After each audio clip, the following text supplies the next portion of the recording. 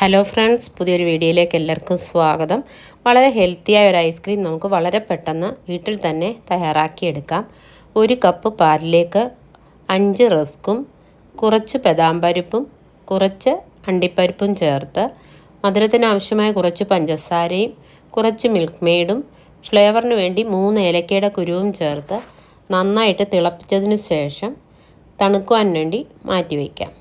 Room ടെമ്പറേച്ചറിൽ ഇത് നന്നായിട്ട് തണുത്തതിന് ശേഷം മിക്സിയുടെ ജാറിലിട്ട് നന്നായിട്ടൊന്ന് അടിച്ചെടുത്ത് ഒരു കണ്ടെയ്നറിലാക്കി 6-7 മണിക്കൂറെങ്കിലും ഫ്രീസറിൽ വെച്ച് നന്നായിട്ട് തണുപ്പിച്ചെടുത്താൽ നമ്മുടെ ഹെൽത്തിയായ ഐസ്ക്രീം റെഡിയായി കഴിഞ്ഞു.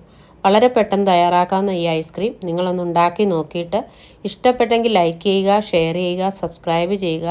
കൂട്ടത്തിൽ ബെല്ലൈക്കണും കൂടി ഒന്ന് ഇനേബിൾ ചെയ്തിട്ടേക്കുക. എങ്കിലേ ഞാനിടുന്ന പുതിയ വീഡിയോസിൻ്റെ നോട്ടിഫിക്കേഷൻസൊക്കെ നിങ്ങൾക്ക് ലഭിക്കത്തുള്ളൂ.